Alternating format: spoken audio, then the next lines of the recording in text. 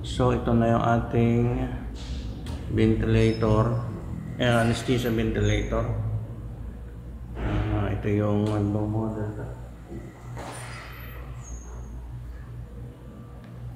S600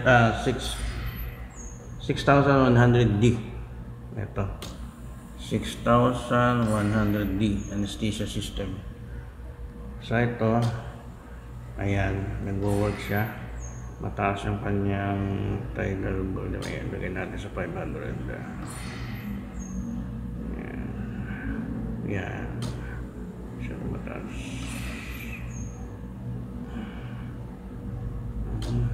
Baba pa natin. Ayan ang adjustment sa tidal volume. 530, yan, eksakto.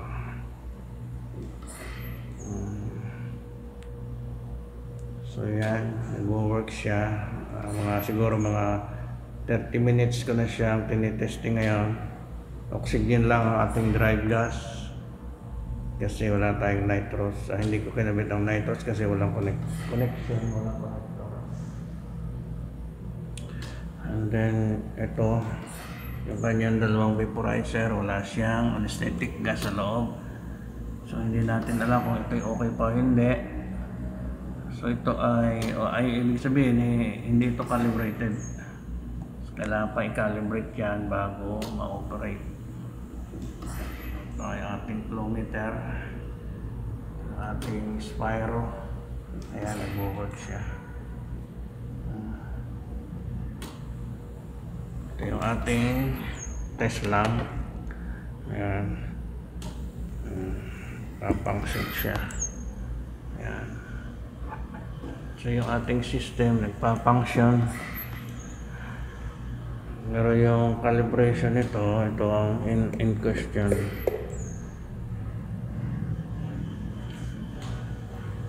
Ito yung ating breathing circuit.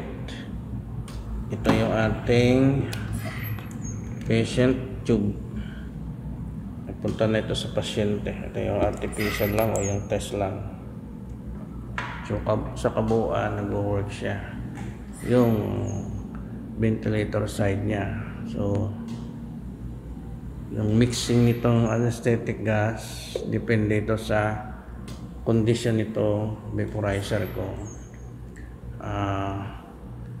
Bawat hiling ba ng anesthesiologist ay masusunod niya.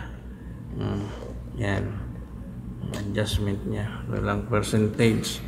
Ang concentration depende sa gusto ng anesthesiologist.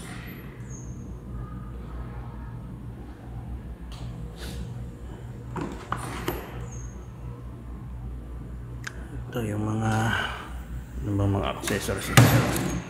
Ay, meron pa ng extra tubing dito.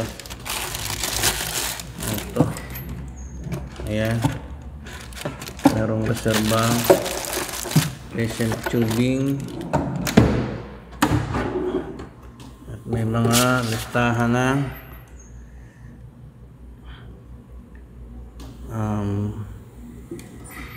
ito yung mga part number yata. Yung part number ng mga spare parts na kailangan. Okay. May mga nipple pa. Okay.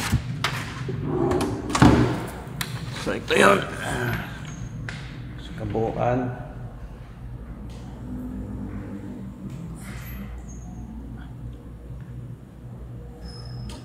Taas natin. So may mga babae. Habang tumatagal, nag-iiba siya.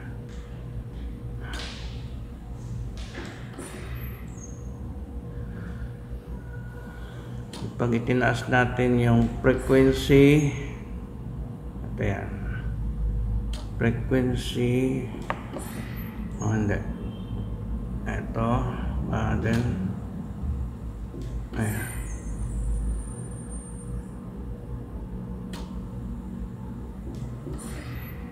ayan, frequency, ito, dito ang adjust natin sa 12 breath per minute, confirm.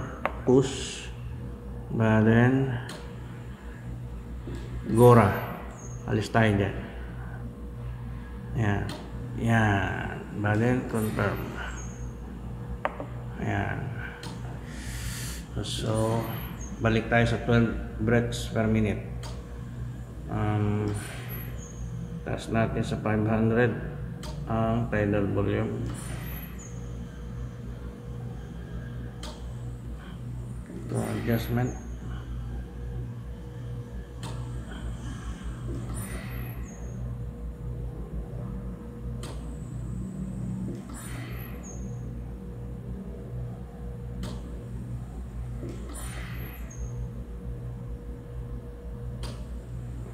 Tagal ang kanyang reaction.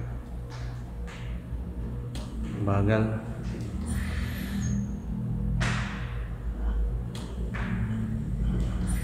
Parang Pentium 4 ang kanyang reaction.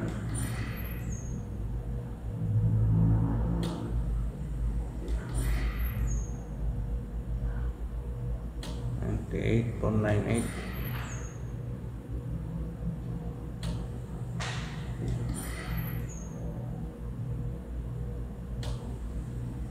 Yan, sa 500 na.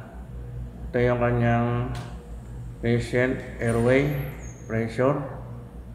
Ito yung flow ng gas. Ito yan, yung waveform na yan. Yan ang setting. Yan ang dinatnan kong setting, kaya binalik ko. Nag-testing na ako kanina ng adjust lang. Yes, tinignan ko kung sumusunod ang makina. So, sumusunod naman. Except dito kasi hindi ko yan testing ng hindi yan, walang laman naman na gas o anesthetic gas. Okay. Good.